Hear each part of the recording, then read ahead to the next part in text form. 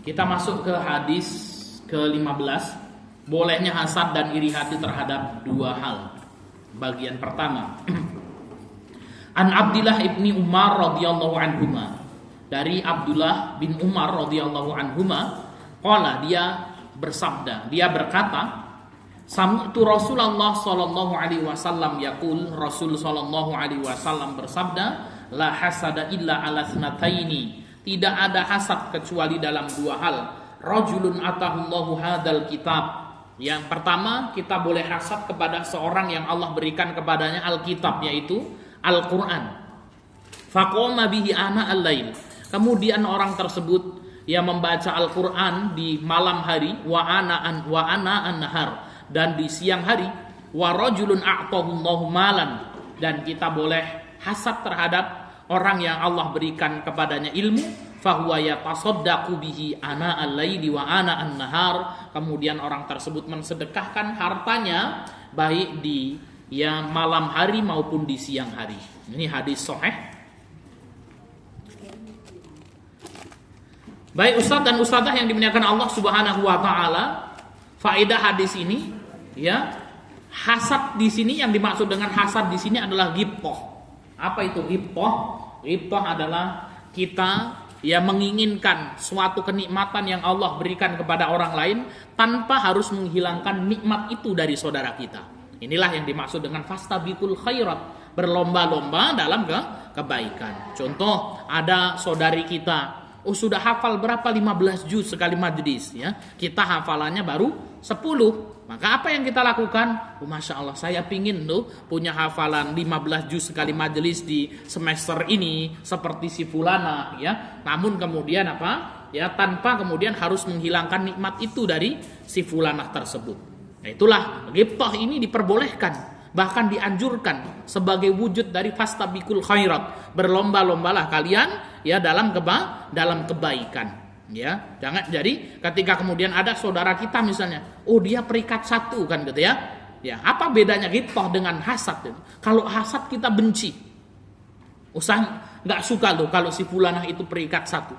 Kita menginginkan supaya kenikmatan peringkat 1 atau hafalannya itu hilang dari saudari kita. Inilah yang dimaksud dengan hasad yang tercela. Namun kalau ghibthah tidak.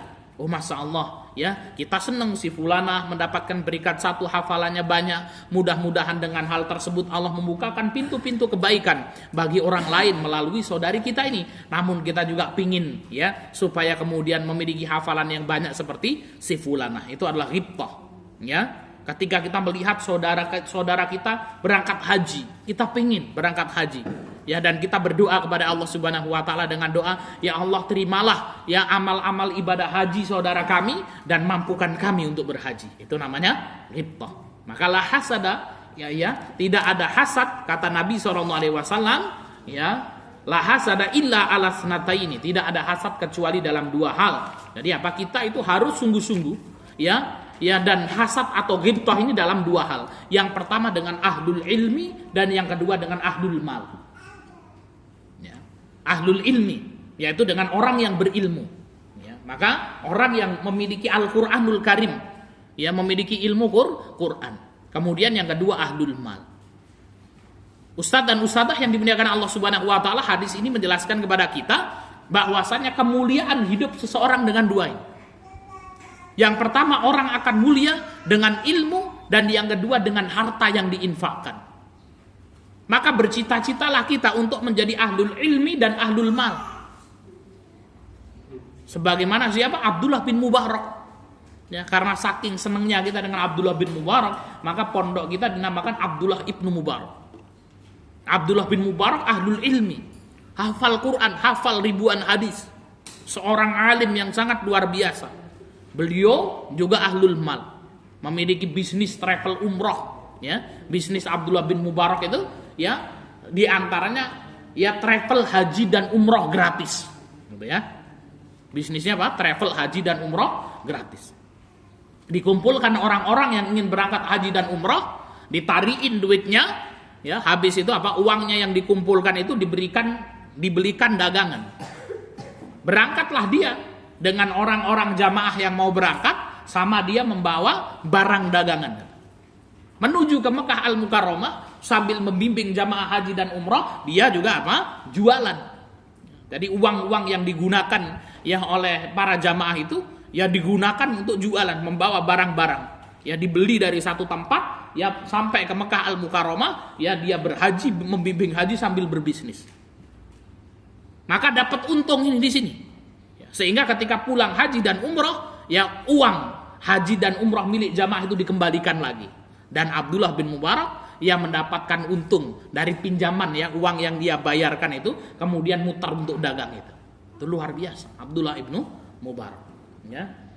Maka suatu hari Abdullah bin Mubarak ini tanya, wahai Abdullah ibnu Mubarak, kau seorang alim, kenapa engkau masih berdagang? Dia mengatakan apa? Agar para alim ulama tidak tunduk di hadapan para penguasa itu, tidak bisa dibayar. Seperti inilah ya seharusnya akhlak ahlul Quran itu. Ahlul Quran ya kita juga harus belajar ekonomi itu. Ya, bagaimana kemudian apa? Ya kalau kita belum bisa mewujudkan Abdullah bin Mubarak menjadi satu manusia, wujudkan Abdullah bin Mubarak dengan banyak manusia. Pondasi dengan hafalan Al-Qur'anul Karim, ya kemudian apa? Kita bagi tugas. Oh, kamu hafal Quran, lahir dari rahim yang sama yaitu Al-Qur'anul Karim, cuman kemudian apa? Tugasnya dibagi-bagi. Kau belajar bisnis, nanti kamu yang menjadi donatur pondok pesantren. Saya yang jadi alim ulama, ya belajar qiraah asroh sugro dan kubro, nanti kita yang mengajarkan Quran. Saya yang belajar ulumu syar'i, nanti kemudian apa? Kita yang mengajar ulumu syar'i. Saya yang belajar manajemennya, sehingga kemudian apa? Kita bisa bahu membahu, ya Al-Quran ini yang bisa tinggi di muka bumi ini. Ini ya kita harus berjuang, yaitu dengan apa? Ya untuk memperbanyak ilmu kita dan memperbanyak harta kita, ya untuk kita sedekahkan di jalan Allah Subhanahu wa taala. Hadis ke-16. Bolehnya hasad atau iri hati terhadap dua hal bagian 2. An Abi Hurairah anna Rasulullah sallallahu alaihi wasallam qala. Dari Abu Hurairah bahwasanya Rasul sallallahu alaihi wasallam bersabda, la hasada illa fi sanataini, tidak ada hasad kecuali dalam dua hal. Rajulun 'allamahul Qur'an. Yang pertama kita ghibtah dengan orang yang Allah ajarkan kepadanya Al-Qur'anul Karim. Fa huwa yatluhu ana al-laili wa ana an-nahar. Diberikan Al-Quran, dia baca, ia amalkan baik di malam maupun di siang hari. Fasami'ahu jarun lahu, maka tetangganya, saudaranya mendengar, faqala laitani utitu mithlu ma utiya fulan. Seandainya aku diberikan hafalan sebagaimana yang Allah berikan kepada si fulan, fa'amiltu mithla ma ya'mal, niscaya aku akan mengamalkan apa yang ya penghafal Quran ini amalkan. Wa rajulun atahullahu malan, dan seorang yang Allah berikan kepadanya harta, fahuwa yuhlikuhu fil haq, kemudian apa? Dia menginfakkannya dalam kebenaran. Faqala rajulun, maka ya laki-laki yang lain mengatakan laitani utitu mithlu ma utiya fulan. Seandainya aku diberikan sesuatu dengan yang ya seperti yang diberikan fulan, fa'amiltu mithla ma ya'mal, niscaya aku akan mengerjakan ya apa yang kemudian apa si fulan kerjakan. Baik Ustadz dan Ustadzah yang dimuliakan Allah Subhanahu wa taala, hadis yang sangat menarik sekali. Sama maknanya dengan hadis yang ke-15 ya. Namun kemudian di sini ada motivasi yang sangat luar biasa. Ya, maka di sini dijelaskan ada pemilik ilmu dan pemilik harta. Kemudian yang kedua ada tetangga pemilik ilmu dan pemilik harta. Ya. Dan kalau kita lihat apa yang dikatakan oleh ya tetangga pemilik ilmu dan harta, dia mengatakan, ya Allah, seandainya aku diberikan sesuatu seperti si fulan, niscaya aku akan mengerjakan seperti si fulan. Ya. Maka pemilik harta, dia akan mendapatkan di dalam agama kita ini ajrun. Apa itu ajrun? Ajrun adalah pahala yang dilakukan oleh seseorang berdasarkan amalan yang ia kerjakan. Itu ajrun.